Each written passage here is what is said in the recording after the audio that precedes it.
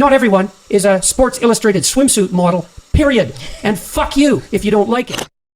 I tweeted out, sorry, not beautiful. Yeah, people weren't very happy with that. And then everyone got upset. Yes, they did. And then I left Twitter again, more or less, right after that. And everyone assumed that was why. And it wasn't. But no, I looked at the Sports Illustrated cover, and they had a rather overweight young woman, quite symmetrical, nice facial features and so forth, with a very revealing swimsuit on the cover. And I thought, no, not in a personal way, but it's unbelievably manipulative for about 3 different reasons. The first is it's a very tawdry attempt to capitalize on cheap sales. And I mean cheap in a specific way. Sports Illustrated hit the gold mine with their swimsuit cover, I suppose 20 years ago, whenever they established that. Because obviously it's a sports magazine, so it's about athletics.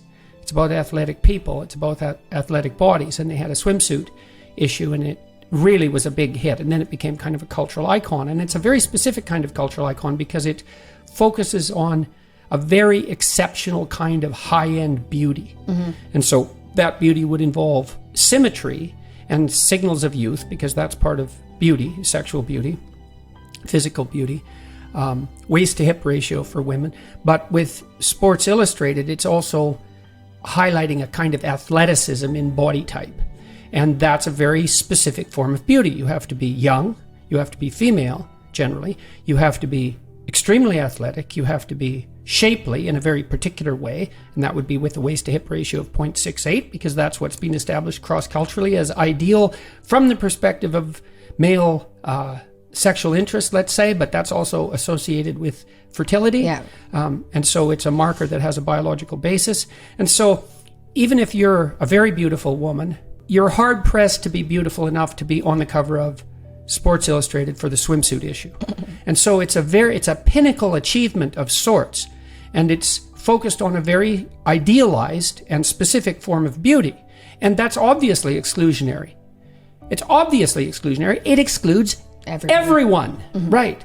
And it does that to highlight a kind of ideal, and that's a particular ideal of beauty. And there are some cultural boundaries around that. So you could say, well, it's a westernized form of beauty. It's like, yeah, and you can point to Rubens' paintings of more plump women and say, well, there's an exception. It's like, great. You think you're a genius for finding that exception. Good for you. You know the Rubens painting. Like, more power to you.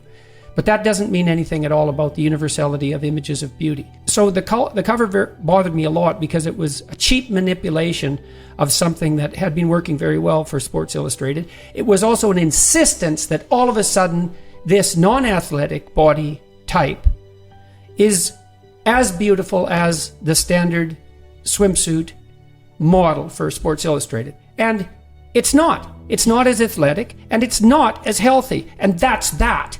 And it's also not arbitrary. And so the whole thing is a lie. And then it's a lie that's a manipulation of that young woman. Now, she partakes in that because she participates in it. But it's still, they're not on her side. They're exploiting her, as far as I'm concerned. And she may be participating in that exploitation, but they're still exploiting her. So don't pull any moral stunts on me because you're irritated about my opinion about the Sports Illustrated cover when it's bloody clear to anybody with eyes that was manipulative in 20 different ways. And I'm also not willing to sacrifice these ideals for inclusiveness. It's like, no, not everyone's a genius. No, not everyone's Picasso. No, not everyone's young and healthy. And no, not everyone is a Sports Illustrated swimsuit model, period. And fuck you if you don't like it. When I look at someone who's obese on the street, I think, oh, that's too bad. Like, that's too bad. I don't think, obese pig eats too much, has no self-control. I don't think that. I think bad mismatch between genetic proclivity and appalling diet. And the appalling diet is basically carbohydrate heavy and sugar loaded.